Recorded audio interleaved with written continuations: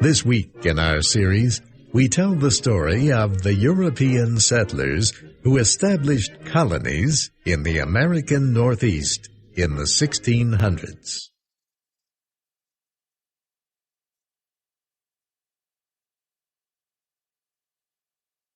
The Puritans were one of the largest groups from England to settle in the area known as Massachusetts. They began arriving in 1630. The Puritans had formed the Massachusetts Bay Company in England. The king had given the company an area of land between the Charles and Merrimack rivers. The Puritans were Protestant Christians who had split from the Anglican Church. They wanted to change the church to make it more holy, more pure in their eyes. The Puritans were able to live as they wanted in Massachusetts. Soon, they became that area's largest religious group. By 1690, 50,000 people were living in Massachusetts. Puritans thought their faith was the only true religion, and that everyone should believe in it. They also believed that church leaders should lead the local government, and that all people in the colony should pay to support the Puritan Church. The Puritans thought it was the job of government leaders to tell people what to believe. But some people disagreed with the Puritans, who became leaders of the colony. One of those who disagreed was a Puritan minister named Roger Williams.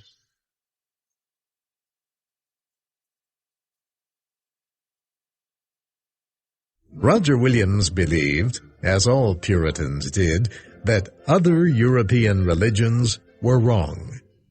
He thought the spiritual traditions of the Native Americans were wrong too, but he did not believe in trying to force others to agree with him.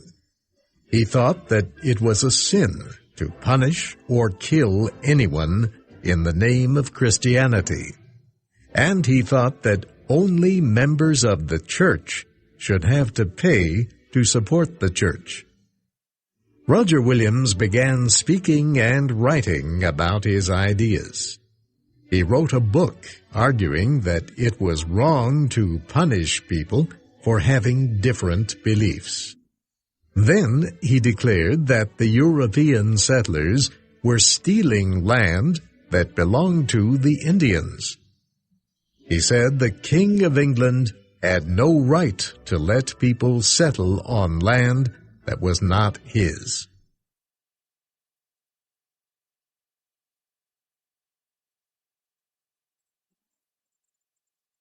The Puritan leaders of the Massachusetts Bay Colony forced Roger Williams to leave the colony in 1636. He traveled south. He bought land from local Indians and started a city, Providence. The English Parliament gave him permission to establish a new colony, Rhode Island, with Providence as its capital. As a colony, Rhode Island accepted people of all religious beliefs, including Catholics, Quakers, Jews, and even people who did not believe in God. Roger Williams also believed that governments should have no connection to a church. This idea of separating church and state was new. Later, it would become one of the most important of all the governing principles of American democracy.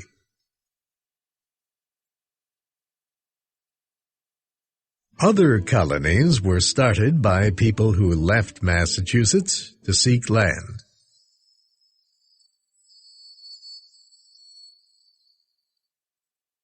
One of those colonies was Connecticut. A group led by a Puritan minister named Thomas Hooker left Boston in 1636. They moved inland and settled near the Connecticut River. Others soon joined them.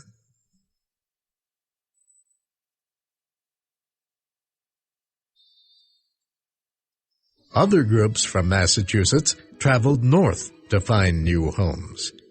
The King of England had given two friends a large piece of land in the north.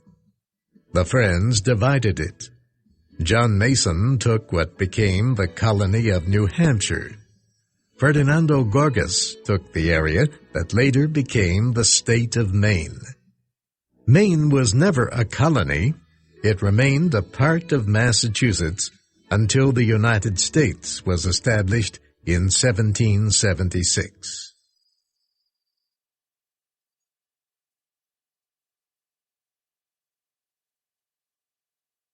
The area that became New York State was settled by the Dutch. They called it New Netherland. Their home country, the Netherlands, was a great power, with colonies all over the world. A business called the Dutch West India Company owned most of the colonies. The Dutch claimed American land because of explorations by Henry Hudson, an Englishman working for the Netherlands. The land the Dutch claimed was between the areas settled by the Puritans in the north and the Anglican tobacco farmers in the south. The Dutch were not interested in settling the territory. Instead, they wanted to earn money. The Dutch West India Company built trading posts on the rivers claimed by the Netherlands. Indians brought animal skins to these posts for use in making goods for buyers back in Europe.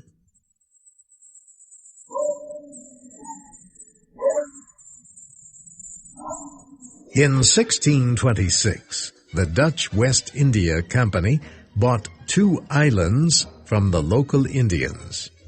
The islands were Manhattan and Long Island. The Dutch paid for Manhattan with goods worth only about $24. The Dutch West India Company tried to find people to settle in America, but few Dutch wanted to leave Europe. So the colony welcomed people from other colonies and other countries. These people built a town on Manhattan Island. They called it New Amsterdam. It was soon full of people who had arrived on ships from faraway places. Up until this time, the population was mostly Dutch and British, but now one could hear as many as 18 different languages spoken in New Amsterdam. In 1655, the governor of New Netherland took control of a nearby Swedish colony on Delaware Bay. 9 years later, the English did the same to the Dutch. The English seized control of New Amsterdam and renamed it New York. That ended Dutch control of the territory that is now the states of New York, New Jersey, and Delaware. Most of the Dutch in New Amsterdam did not leave after it became New York. The English allowed everyone to stay. They let the Dutch have religious freedom. The Dutch were just not in control anymore.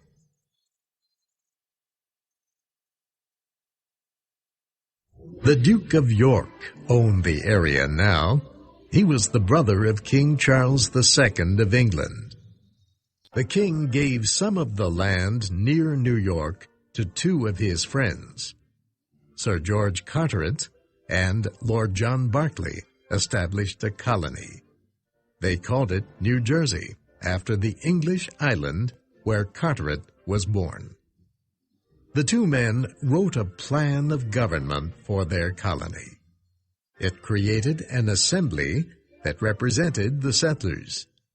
It provided for freedom of religion. Men could vote in New Jersey, whatever their religion. Soon, people from all parts of Europe were living in New Jersey. Then King Charles took control of the area. He sent a royal governor to rule, but the colonists were still allowed to make their own laws through their elected assembly. The King of England did the same in each colony he controlled. He collected taxes from the people who lived there, but allowed them to govern themselves.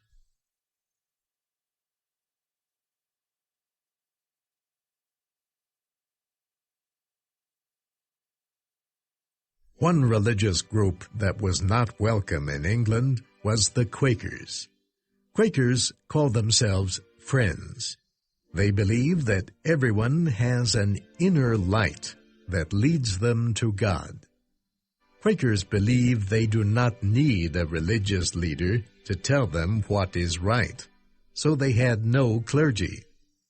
Quakers believe that all people are equal. The Quakers in England refused to recognize the king as more important than anyone else. They also refused to pay taxes to support the Anglican Church. Quakers believe that killing is always wrong, so they would not fight even when they were forced to join the army. They also refused to promise their loyalty to a king, or a government, or a flag, only to God. For all these reasons, the English did not like the Quakers. Many Quakers wanted to leave England, but they were not welcome in most of the American colonies. One Quaker found a solution. His name was William Penn. William Penn was not born a Quaker. He became one as a young man. His father was an Anglican and a good friend of the king. King Charles borrowed money from William's father. When his father died, William Penn asked that the debt be paid with land in America. In 1681, the king gave William Penn land which the king's council named Pennsylvania, meaning Penn's Woods in Latin. The Quakers now had their own colony.